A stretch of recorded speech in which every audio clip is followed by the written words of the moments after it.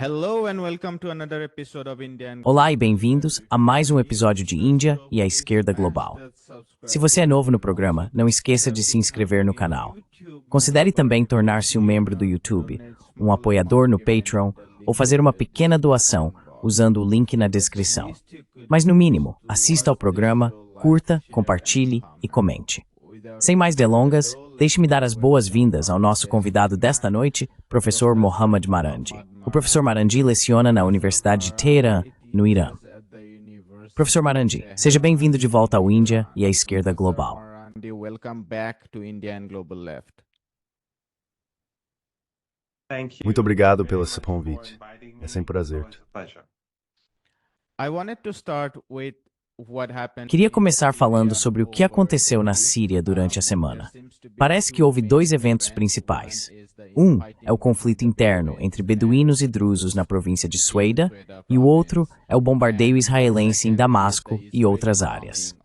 Quais são seus pensamentos sobre o que aconteceu na Síria ao longo da semana? What has happened over the week in Syria?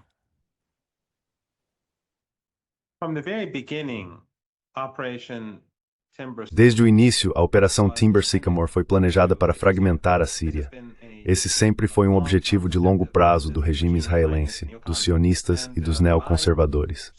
Ao apoiar os grupos Takfiri mais extremistas, os grupos salafistas e wahhabitas Takfiri, esse projeto foi impulsionado porque pessoas como Jolani ou Shara jamais tolerariam outras seitas, outras religiões, outras pessoas com ideologias diferentes. É assim que esses grupos Takfiri sempre se comportaram, seja o ISIS na Síria e no Iraque, como vimos nos últimos 13 ou 14 anos, seja no Afeganistão ou em outros lugares. Portanto, o foco sempre foi apoiar os grupos mais extremistas.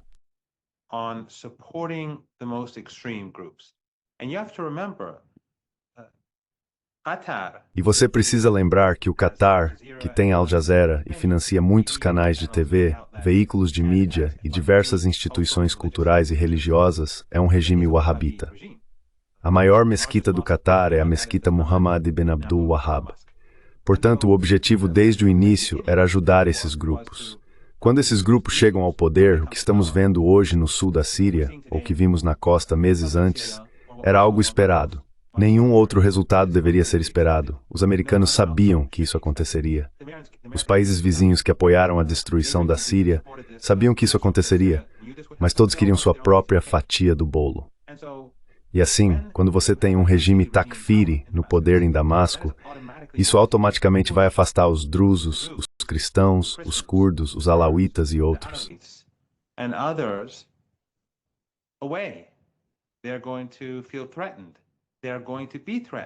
Eles vão se sentir ameaçados. Eles vão ser ameaçados. Vimos como, nos últimos meses, os alauítas em particular têm sido massacrados, suas mulheres roubadas e levadas como escravas sexuais. E agora estamos vendo isso acontecer no sul, especialmente em As-Suwaida. Agora, o que acontece quando você tem um regime Takfiri em Damasco? Alguns elementos dentro dessas comunidades que são traidores, ou aqueles que são ingênuos, ou aqueles que estão desesperados, se inclinam ou se movem em direção a potências estrangeiras, regimes estrangeiros e buscam seu apoio.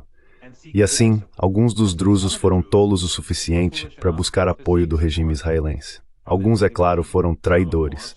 E isso provocou uma reação no restante da sociedade síria. E claro, os Takfiris culparam todos os drusos, porque é assim que eles são. All the Druze, because that's who they are. That's what they stand for. So now you have É isso que eles defendem. Então agora você tem esses grupos tribais, a mando do regime, avançando para realizar massacres. Você vê imagens deles não apenas massacrando pessoas, mas um deles falando sobre como vai dar a primeira mulher drusa para outra pessoa como presente.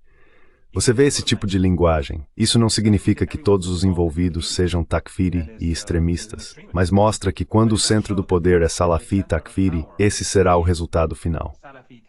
É exatamente isso que o regime israelense queria. O regime israelense quer que o regime em Damasco persiga os alauítas, persiga os cristãos, persiga os drusos, persiga os curdos.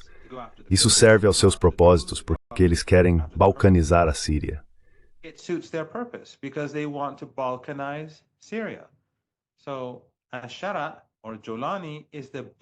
Então Ashara ou Jolani é a melhor pessoa para provocar a destruição da Síria. Agora, a disputa na Síria é entre Netanyahu e Erdogan. Ambos querem sua fatia do bolo. Mas é claro, Erdogan não está em posição de competir com Netanyahu. Erdogan está no campo americano. Ele está atrelado ao Ocidente. O Ocidente sempre vai escolher Israel e o regime israelense em vez da Turquia de Erdogan.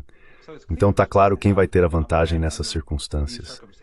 E claro, também é bastante impressionante que, embora não devêssemos nos surpreender ou ficar chocados, mas sabe, só de ver como o regime israelense bombardeia o prédio presidencial, e em particular o Ministério da Defesa, de maneira tão pesada, com ataques tão intensos diante de uma audiência global, sem provocação.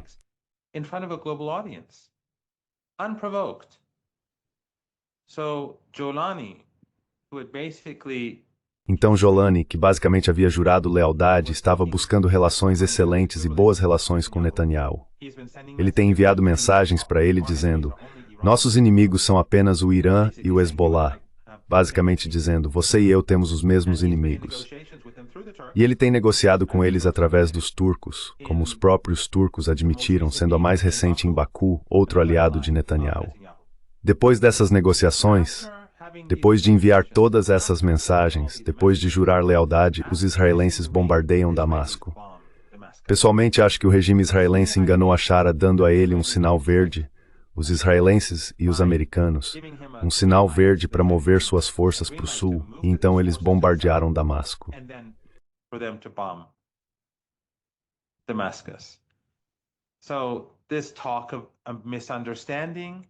Então essa conversa sobre mal-entendidos e sobre, você sabe, o mal-entendido que os americanos dizem que aconteceu e que os sírios entenderam errado o que o outro lado estava dizendo, eu não acredito nisso.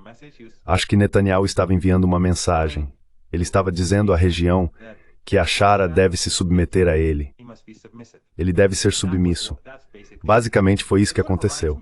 Isso meio que me lembra de como o embaixador dos Estados Unidos, e eu li isso em algum lugar também, alguém nos lembrou que o embaixador dos Estados Unidos no Iraque basicamente deu sinal verde para Saddam Hussein invadir o Kuwait.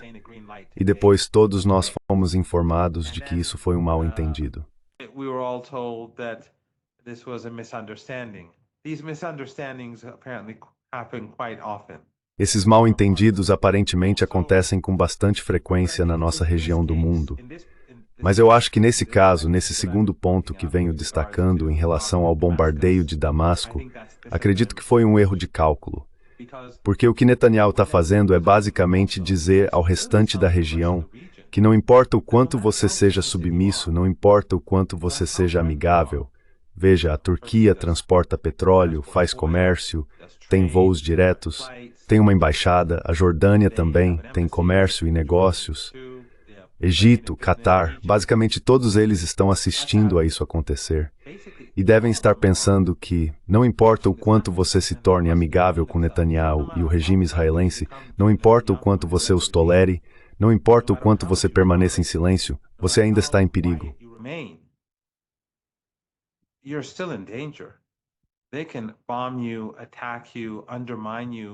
Eles podem te bombardear, atacar, minar você sem provocação a qualquer momento que quiserem. Então, na minha opinião, o ataque não provocado a Damasco foi um grande erro do regime israelense. Isso certamente vai gerar preocupação entre os atores regionais. Mas em relação aos massacres que estão ocorrendo em Assuaida, assim como na costa com os alauítas, assim como os atentados suicidas em igrejas cristãs, assim como os combates com os curdos, essa sempre foi a intenção. Quando você coloca extremistas Takfiri no poder, quando você coloca terroristas salafistas e wahhabitas no poder, ISIS, Al-Qaeda e seus afiliados, isso vai acontecer. E isso é algo que prevíamos o tempo todo. Acho que talvez meses atrás, após a queda da Síria, discutimos isso, que isso não vai terminar bem.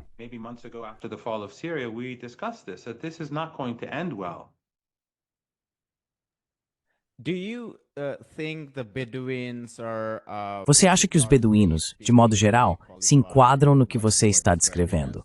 Os grupos salafistas extremistas? Porque geralmente, quando se lê a história da Ásia Ocidental, os beduínos são apresentados como pluralistas. Eles têm uma longa história de absorver várias tradições e um compromisso com o pluralismo, e assim por diante. Mas neste caso, é claro, há relatos de forças governamentais intervindo ao lado dos beduínos e participando de massacres contra os drusos. Eles foram dominados, ou melhor, tomados por uma ideologia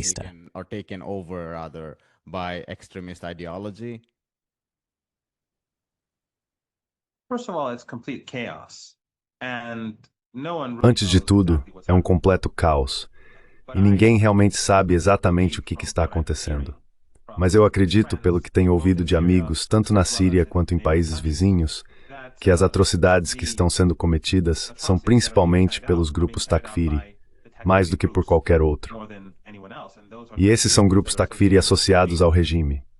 Os beduínos, independentemente de quantos são ou de que partes do país vêm, não são organizados. Eles foram para lá porque eles disseram que elementos dentro dos drusos, ou segundo a propaganda estatal, a propaganda do regime sírio, todos os drusos, eram traidores e que estavam cooperando com o regime israelense, o que é uma mentira.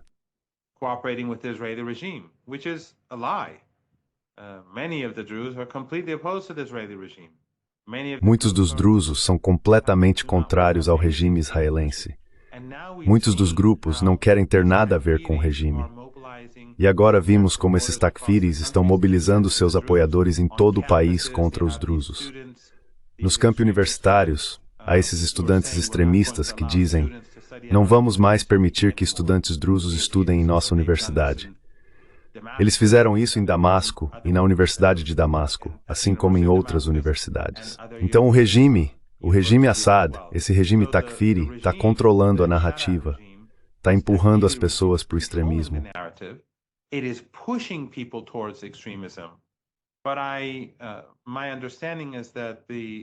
Mas pelo que entendo, as atrocidades estão sendo cometidas principalmente por elementos associados ao regime. Mas nesse caos, qualquer um pode fazer qualquer coisa.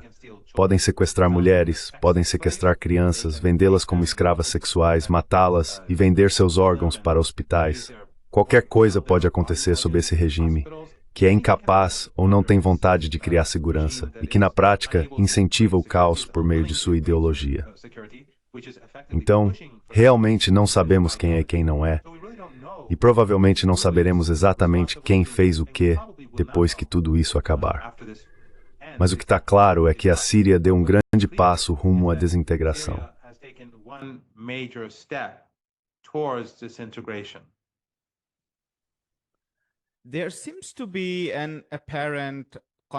Parece haver uma aparente contradição entre a política dos Estados Unidos na Síria e a posição de Israel na Síria.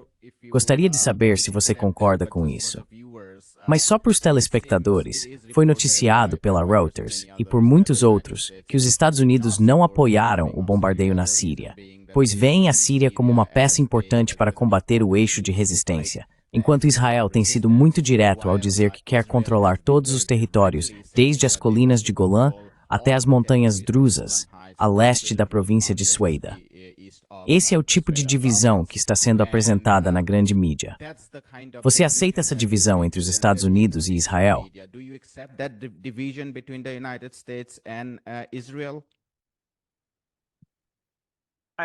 Não vejo que diferença isso faz. Temos ouvido esse tipo de argumento ou essas alegações repetidamente nos últimos 21 meses. Temos ouvido que os Estados Unidos têm grandes divergências com o regime israelense sob Biden e antes sob Trump, sobre Gaza, sobre outras questões.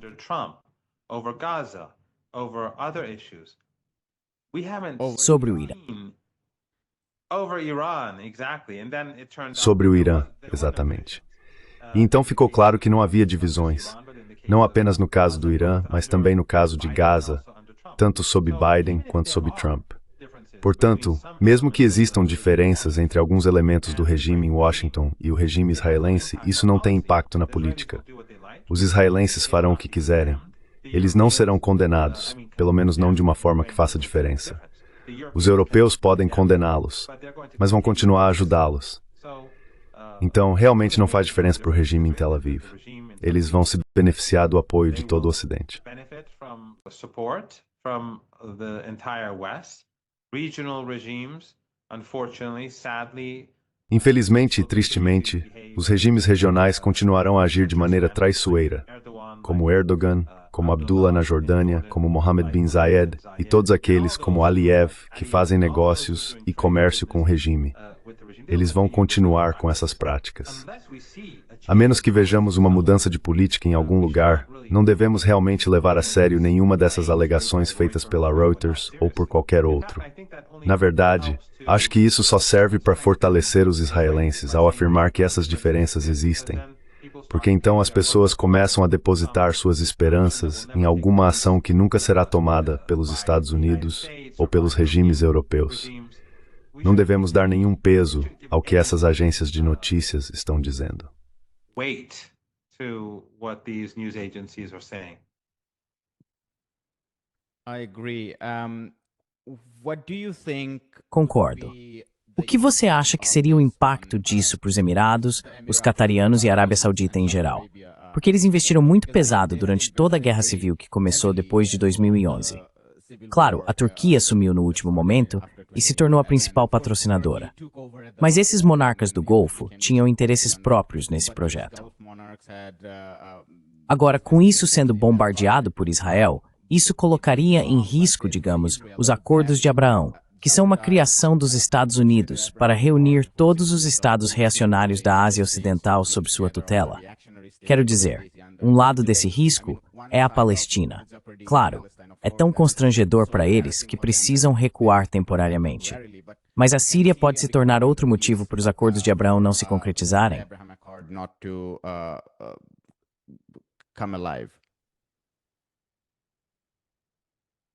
I think Qatar and Turkey Acho que o Catar e a Turquia, ou Erdogan, investiram mais na Síria, mais do que qualquer outro.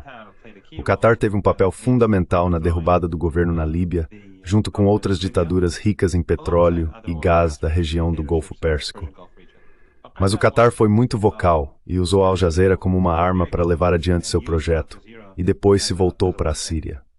A Arábia Saudita realmente investiu nesse projeto, assim como os Emirados, mas recuaram mais tarde. E claro, depois que Mohammed bin Salman chegou ao poder, ele se distanciou dos grupos wahhabitas, que tradicionalmente eram apoiados pela Arábia Saudita, por razões próprias. Mas o Catar e a Turquia foram centrais em tudo isso. But Qatar and Turkey have been central in all this. And, of course, there have been divisions. E claro, surgiram divisões e diferenças após a queda dos governos sírios anteriores entre a Arábia Saudita e os Emirados, e a Turquia e o Catar, porque Turquia e Catar apoiam uma ideologia muito diferente da dos Emirados e da Arábia Saudita.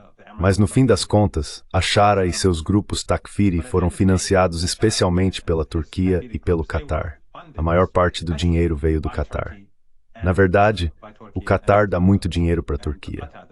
Muitas instituições de pró-Turquia o Catar. Não quero citar nomes, mas não vou qualquer coisas que acontecem na Turquia. Qatar funds a lot of things that go on in Turkey. So this Takfiri project in Syria. Então esse projeto Takfiri na Síria é realmente as duas entidades que mais impactaram ao trazê-los ao poder em nossa região foram a Turquia, ou seja, Erdogan, e o Catar. Agora esse projeto foi um projeto coletivo, a Operação Timber Sycamore. Todos nós sabemos como Obama estava por trás disso. Sabemos que Jake Sullivan, em 12 de janeiro de 2012, disse: Al-Qaeda está do nosso lado na Síria. Sabemos, e esse é um ponto interessante, que entre esses takfiris que agora estão indo atrás de toda a população drusa, usando a desculpa de que eles traíram a Síria e que se inclinaram para o regime israelense, o que, como eu disse, não é verdade. Alguns deles fizeram isso, mas outros não.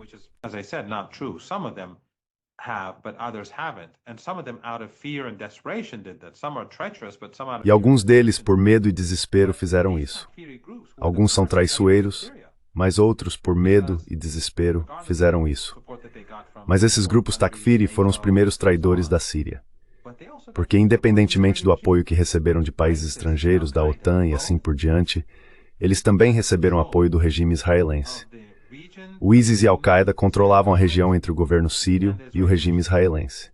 Eles tinham bases ao lado das colinas de Golã, ocupadas, as colinas de Golã ocupadas pela Síria. E o regime israelense, isso está bem documentado, as pessoas podem pesquisar, o regime israelense tratava os terroristas Takfiri feridos em seus hospitais.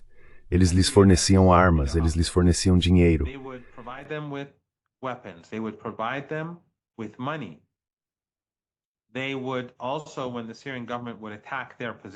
Eles também, quando o governo sírio atacava suas posições, recebiam apoio do regime israelense por meio de ataques aéreos, artilharia, helicópteros de combate e bombardeios. Então a Asherah e seu grupo também tinham apoio do regime israelense.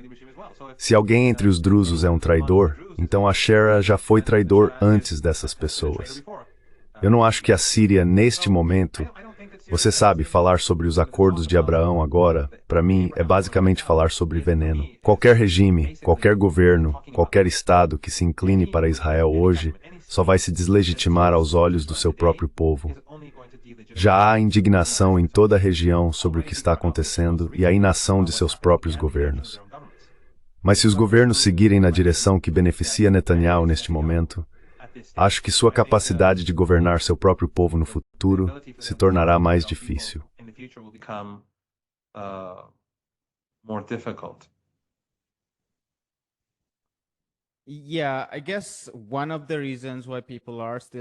Acho que um dos motivos pelos quais as pessoas ainda pensam nos acordos de Abraão, além do fato de terem sido a política externa mais agressivamente promovida por Washington, que, como sabemos, foi prejudicada pelo que aconteceu em 7 de outubro, talvez seja porque, por um lado, Israel foi tão longe no extremismo que agora algumas pessoas até esperam que os monarcas do Golfo, que têm certa influência sobre Washington, e se quiserem, podem usá-la, consigam ao menos trazer um pouco de sanidade para a região, mesmo que ninguém tenha ilusões sobre quem eles são, tanto internamente quanto externamente.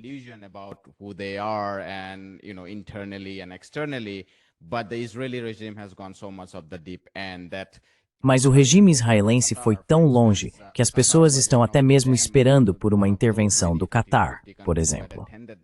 O Catar foi um dos muitos, de 30 a 50 países que participaram da Conferência de Bogotá, onde 12 países, liderados pela Colômbia e África do Sul, implementaram medidas concretas, sanções ao transporte marítimo, comércio de armas, combustível, bens de uso duplo e assim por diante, contra Israel.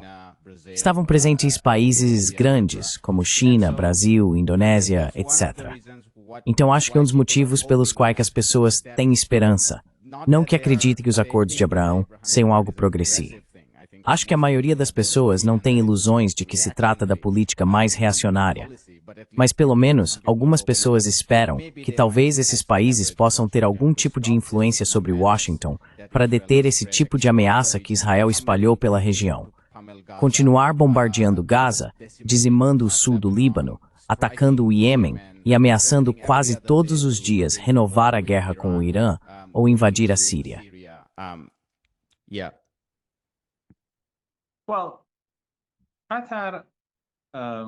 Bem, o Catar abriga a base do CENTCOM e, portanto, está muito alinhado com os Estados Unidos. Se os Estados Unidos dissessem amanhã para o Catar fechar a Al Jazeera, eles só pediriam tempo suficiente para desligar a eletricidade. Não há dúvida de que o regime em Doha não é sincero em seu apoio ao povo palestino. Tucker Carlson, há apenas algumas semanas, em um de seus programas, disse que a base americana no Catar, que é totalmente financiada pelo Catar, eles não só cederam a base aos americanos, como pagam por tudo o que acontece lá. Mas Tucker Carlson disse que essa base foi criada para defender Israel. Esse é o objetivo da base, proteger o regime israelense. That's the objective of the base, it's to protect the Israeli regime. And if you recall, when the Americans were waging... E se você se lembra, quando os americanos estavam travando guerra no Iêmen, o Catar, por meio dessa base aérea, estava auxiliando os americanos no ataque contra o Ansarullah, as forças armadas iemenitas e o povo do Iêmen. Portanto, não devemos levar a sério nada que venha de Doha. Eles não forneceram nenhum apoio ou financiamento real para a resistência e, na verdade, contribuíram para a defesa do regime israelense, pois seus sistemas de radar, os sistemas de radar que os americanos têm na Turquia, no Catar e em toda a região do Golfo Pérsico, têm sido usados para ajudar os israelenses a se defenderem contra mísseis e drones do Irã, assim como contra os ataques ofensivos do regime israelense.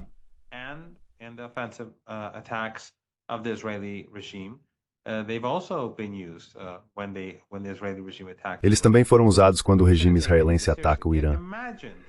Então não devemos levar nada disso a sério. Mas imagine hipoteticamente que essa influência realmente exista.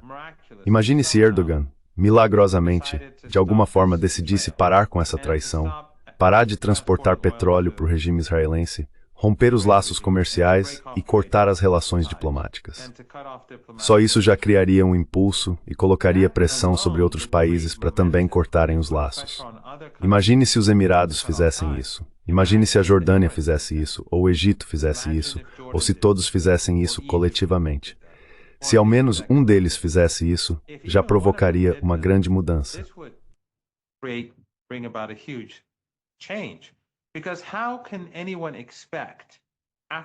Porque como alguém pode esperar que países africanos, latino-americanos ou asiáticos cortem relações com o regime israelense ou imponham sanções, quando há voos diretos de Istambul para Tel Aviv, quando o petróleo flui de Baku para o Mediterrâneo e de lá para a Palestina? Quando países ao redor do mundo veem que países da região continuam fazendo negócios normalmente com o regime israelense, eles perdem o incentivo para agir. Então, esses regimes não estão apenas traindo a causa palestina, estão impedindo que outros tomem medidas para defender o povo palestino.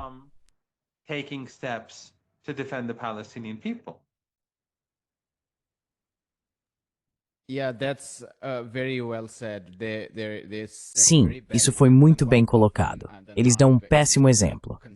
E com bastante frequência, nos círculos conservadores de direita nos Estados Unidos em particular, eles são muito rápidos em apontar o que o Egito fez, o que a Jordânia fez ou o que a Arábia Saudita fez, como se fossem os grandes defensores da causa palestina, quando na realidade não são, e não se pode presumir que falem em nome dos palestinos. Mas ainda assim afirmam representar muito e em suas conversas continuam discutindo formas e meios de desarmar os palestinos. Continuam falando sobre maneiras e meios de desarmar o Hezbollah. E Washington absorve isso e transforma em termos centrais de negociações e políticas, o que no fim das contas não leva a lugar nenhum. E Israel continua a cometer genocídio e atrocidades na região. Eu queria mudar um pouco o foco para o Irã e falar sobre o Tucker Carlson. Fiquei curioso sobre a sua impressão da entrevista com o presidente Raisi.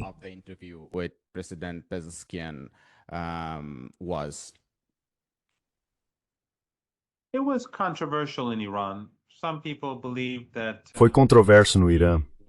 Algumas pessoas acreditam que ele não foi assertivo o suficiente e que foi flexível demais ao falar sobre como lidar com o Ocidente e os Estados Unidos. E eu acho que essas críticas são válidas. Alguns dizem que foi uma entrevista catastrófica. Muitos no Irã dizem que foi uma entrevista catastrófica. Eu não vejo dessa forma. Acho que o presidente estava se dirigindo a um público americano, um público que geralmente é simpático ao Tucker Carlson.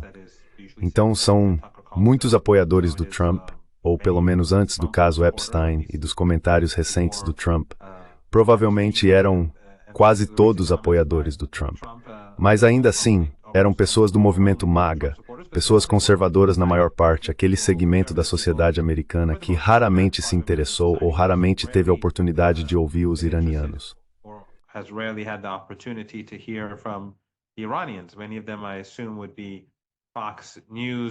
Muitos deles, imagino, seriam consumidores da Fox News. Por isso, acho que quando ele estava falando com o Tucker Carlson, ele estava levando em consideração um público americano desse tipo. Por exemplo, se eu fosse falar em um programa como o do Tucker Carlson, eu tentaria formular o que digo de uma forma que fosse mais fácil para americanos comuns que nunca ouviram essas críticas antes. Eu tentaria e ter apresentado um jeito sem entre puffling ofendidos, sabe? Sem desligar ou mudar de canal, parar o vídeo.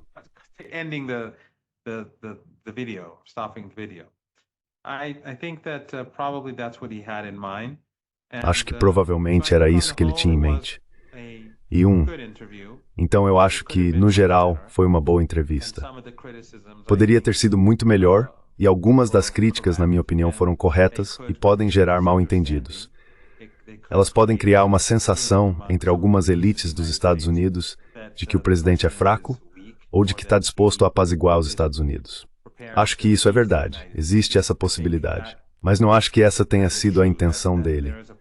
Acho que ele estava basicamente tentando falar com o público americano.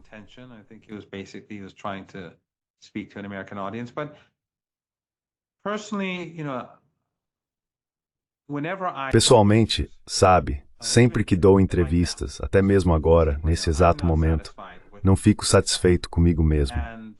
Agora há pouco, quando tentei explicar sobre o Tucker Carlson e não consegui encontrar as palavras, era sobre como os espectadores paravam de assistir abruptamente à entrevista. Você tem um presidente que está falando que não é realmente uma pessoa com muita experiência em falar com a mídia internacional, e ele está falando sobre uma guerra que tinha acabado de terminar. Não se deve ter grandes expectativas. Então, no geral, acho que eu daria um desconto para ele. Mas aqueles que criticam fortemente a entrevista dele, eu entendo de onde eles vêm.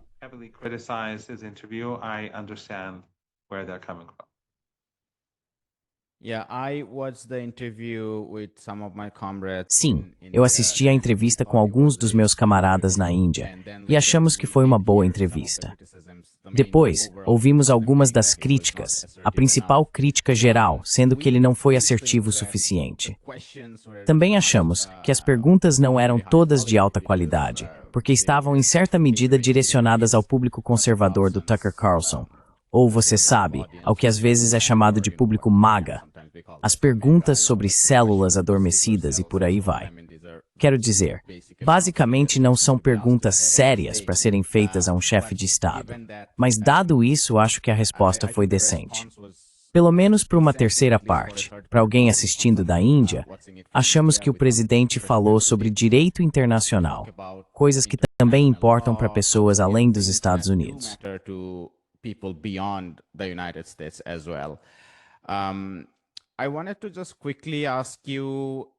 Eu queria só perguntar rapidamente, antes de você fazer sua próxima pergunta, gostaria de levantar um ponto aqui que não está totalmente relacionado à questão, mas é sobre o tema das células adormecidas. E isso é algo que acho que as pessoas deveriam prestar atenção.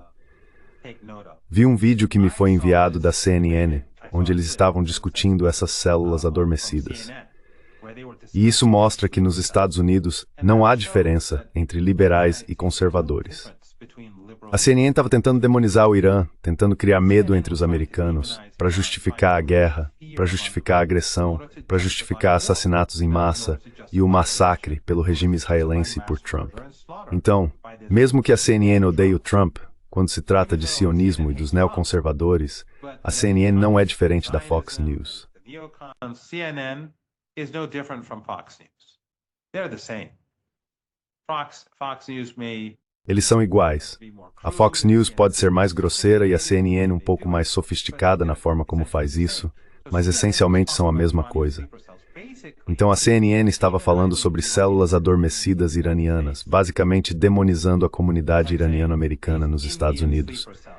É como dizer que existem células adormecidas indianas. Pessoas em todo o país começam a olhar para os indianos em sua vizinhança com desconfiança, certo? Assim, eles sacrificam os iraniano-americanos, sua segurança, seu bem-estar e seu status em suas comunidades para justificar morte e destruição. Essa é a CNN. Isso é semelhante à questão que você levantou antes sobre as diferenças entre os Estados Unidos e os israelenses. Não devemos dar muita importância a essas diferenças. Existam elas ou não.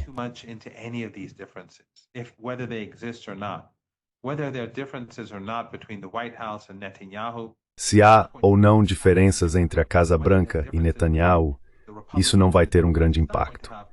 Se há diferenças entre os republicanos e os democratas, também não vai ter muito impacto. Isto é um império, e o regime israelense é mais caro para esse império do que a Grã-Bretanha, os europeus, a OTAN ou qualquer outro país do mundo, por uma série de razões que você e eu podemos discutir em detalhes muito bem. E acho que muitos dos seus espectadores já sabem melhor do que eu os motivos dessa obsessão com etnossupremacismo, racismo e limpeza étnica. E acredito que um pouco disso está sendo melhor explicado agora que o caso Epstein está vindo à tona. e mais fatos estão sendo revelados. Acho que está ficando um pouco mais claro o porquê dessa obsessão e desse apoio fanático a esse regime monstruoso.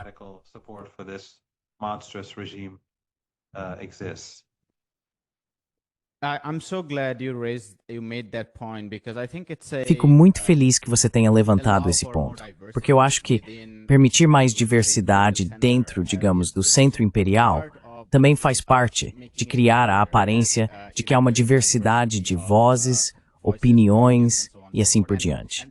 E isso acontece o tempo todo.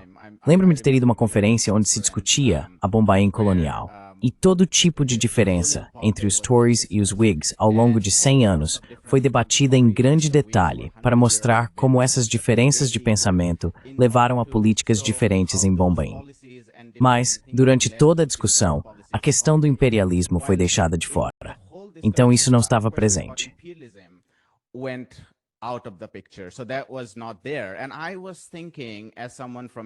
E eu estava pensando, como alguém da Índia, que não há império nessa discussão.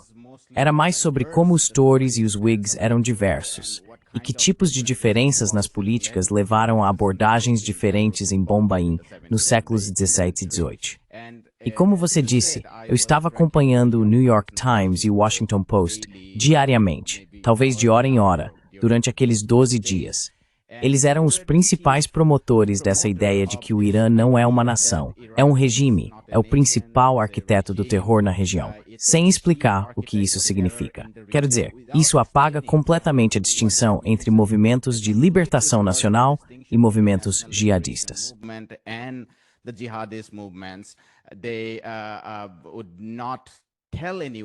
Eles não diriam a ninguém que o terror no Iraque, ao qual se referem, é feito a mando do Irã. Não é feito a mando do Irã. Na verdade, as forças de Muqtada al-Sadr eram em grande parte muito independentes. Claro, por ser um clérigo xiita, ele tinha uma relação próxima com o Irã, mas eram nacionalistas iraquianos e se orgulhavam disso, o que fazia parte da insurreição contra as forças de ocupação no Iraque. E então, o caso de 1983, que novamente, pelo que li, fazia parte, digamos, de militantes xiitas proto-Hezbollah atacando as forças de ocupação americanas, teve muito pouco a ver com o Irã. Provavelmente pode ter havido algum vínculo, mas esse não é o ponto central.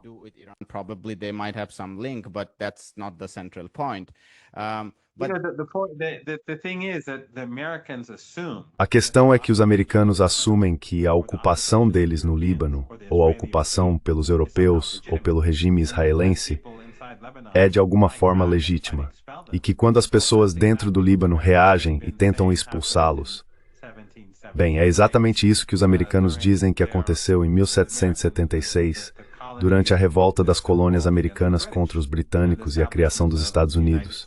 Eles estavam lutando contra o que consideravam ser uma ocupação, mesmo que o vínculo dos americanos com os britânicos fosse extenso, e eles fossem próximos, até que gradualmente se separaram. Quero dizer, há muitos motivos pelos quais os Estados Unidos caminharam para a independência. Mas o ponto é que no caso do Líbano, foi o regime israelense que ocupou o país, e depois os americanos e os europeus vieram e basicamente também o ocuparam.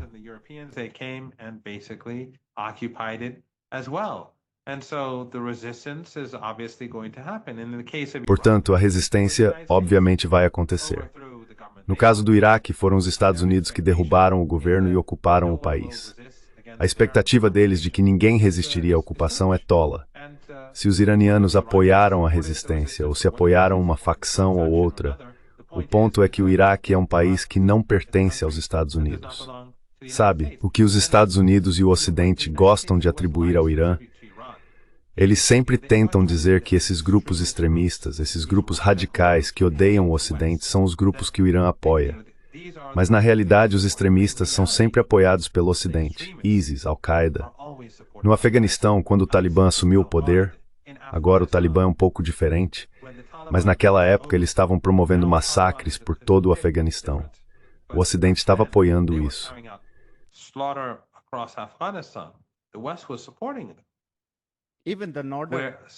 Mesmo a Aliança do Norte era bastante extremista.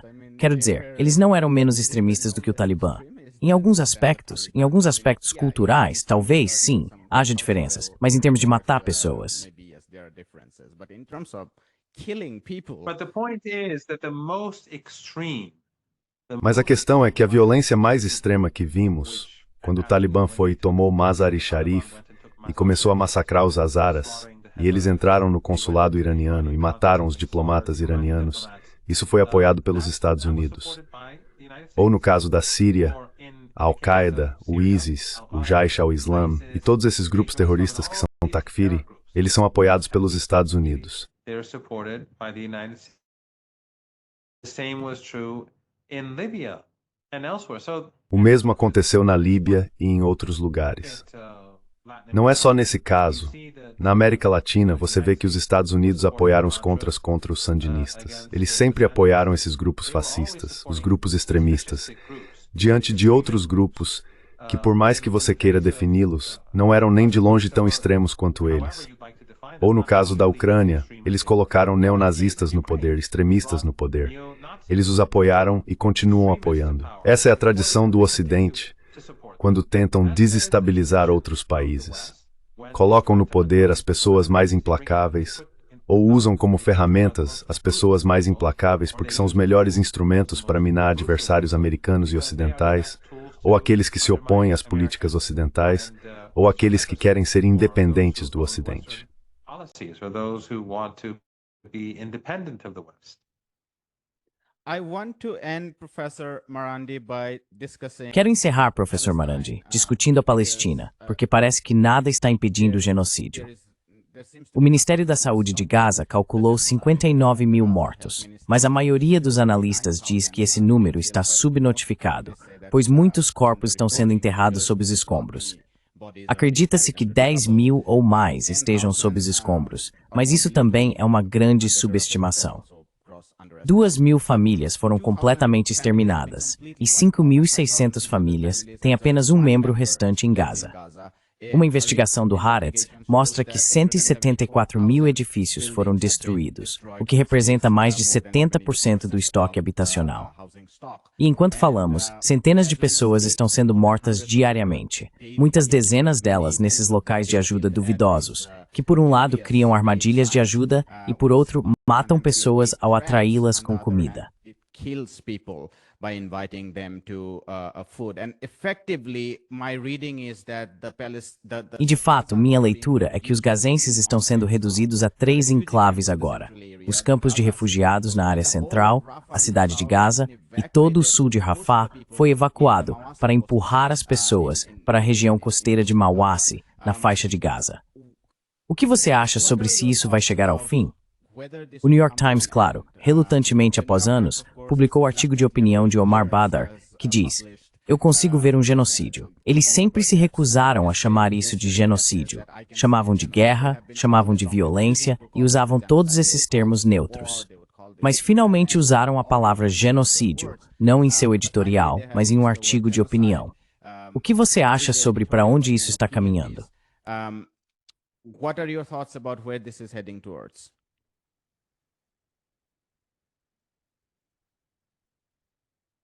I think that the longer this lasts, Acho que quanto mais tempo isso durar, mais fraco o regime israelense se torna, porque o regime está se tornando cada vez mais desprezado em todo o mundo.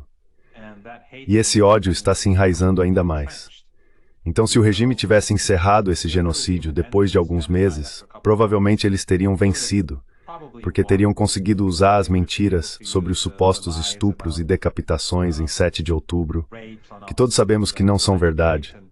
Não há evidências disso, mas as pessoas teriam acreditado. Muitas pessoas teriam acreditado. A mídia ocidental teria repetido essas histórias, e eles poderiam ter dito que derrotaram o Hamas, que os puniram. Eles teriam matado, sei lá, 10, 20, 30 mil pessoas, e teria acabado. Existem estimativas agora, enquanto falamos, que basicamente dizem que 400 mil pessoas estão mortas. Existem diferentes estimativas, mas vi uma que saiu há alguns meses, dizendo que eram quase 400 mil. Então seriam cerca de 400 mil agora. almost 400,000. So that would be roughly 400,000 now. So, and I think this will, of course, continue. until Então eu acho que isso vai, claro, continuar enquanto... Esse foi aquele que acabou sendo publicado em um daqueles arquivos ou portais de Harvard. Sim, acho que veio de alguma instituição de pesquisa israelense, mas acabou indo para o portal de Harvard, isso mesmo. E depois teve o relatório da Lancet, que saiu talvez há um ano, que dizia 176. that's right. So I think that probably the model Isso mesmo. used by the Lancet Então acredito que provavelmente o modelo usado pelo relatório da Lancet não é muito diferente daquele ao qual você se referiu, que estava ligado a Harvard e a elementos dentro de Israel. within Israel itself. Mas a questão é que acredito que esse genocídio vai continuar por enquanto. Enquanto Netanyahu estiver no poder, essa região não verá paz. Isso não significa que se ele for removido, o regime israelense será diferente. Mas Netanyahu, neste momento, está perseguindo seus próprios interesses. Ele nem sequer está buscando os interesses do regime israelense ou do sionismo. Ele precisa permanecer no poder para não ir para a prisão. E para isso, precisa manter sua coalizão viva. E é em parte por isso que estamos vendo os acontecimentos na Síria. Você sabe, o julgamento dele foi novamente adiado por causa da escalada na Síria. Because of the escalation in Syria. So that's just another sign that he needs. Então isso é apenas mais um sinal de que ele precisa de guerra, morte e destruição para permanecer no poder. Portanto, acredito que isso vai continuar, mas não acredito que o regime israelense terá sucesso em Gaza. Acho que já estamos vendo como a resistência se fortaleceu. Na verdade, durante os 2 ou 12 dias de guerra com o Irã, como o regime estava focado no Irã, a resistência, Hamas, Jihad Islâmica e os outros, conseguiu fortalecer sua posição e se preparar para novas ofensivas. E desde esse período, vimos um número crescente de soldados israelenses mortos e um aumento no número de tanques e outros veículos destruídos pela resistência. Portanto, a resistência vai continuar.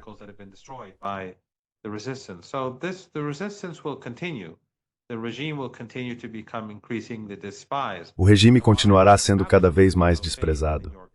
E embora eu não tenha absolutamente nenhuma fé no New York Times, eles são tão cúmplices quanto qualquer outro, pois fazem parte desse genocídio. A mídia ocidental como um todo é cúmplice desse genocídio, seja o Guardian, o New York Times, o Times ou a Fox News. Não faz diferença. Todos eles fazem parte desse genocídio. Mas o problema é que a sociedade se voltou tanto contra o regime israelense que, para que esses veículos de mídia permaneçam relevantes de alguma forma, eles precisam, pelo menos em certa medida, reconhecer o que está acontecendo para poder manter o controle sobre a narrativa.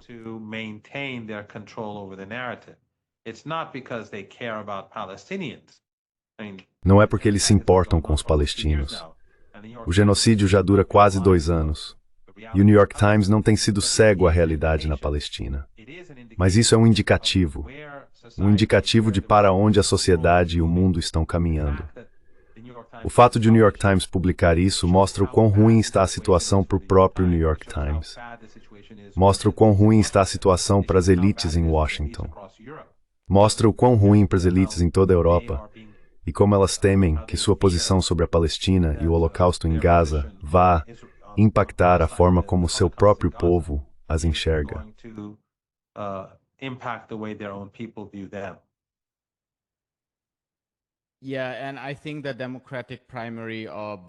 Sim, e eu acho que a primária democrata de Zohran Mamdani também reflete esse tipo de mudança na opinião pública, porque, claro, parte do projeto de Mamdani era uma política econômica mais à esquerda, sabe? Mas parte da sua política também era colocar a questão palestina no centro. Em Nova York, sendo uma grande cidade cheia de pessoas júdias, isso realmente reflete algo sobre essa mudança na opinião pública a qual você se refere, professor Marandi. Muito obrigado pelo seu tempo. Vamos encerrar por aqui. It's with Psicoid. É sempre um stay que vai ser você. Sempre bem com você. It's always a pleasure speaking with you. Hi, my name is Ayushman. Oi, meu nome é Ayushman. Eu, junto com Jyothishman, começamos esta plataforma. Nos últimos 2 anos, tentamos criar conteúdo para as forças de esquerda e progressistas. Já entrevistamos economistas, historiadores, comentaristas políticos e ativistas até agora. Se você gostou do nosso conteúdo até aqui e quer que a gente construa um arquivo para a esquerda, tenho 2 pedidos para você.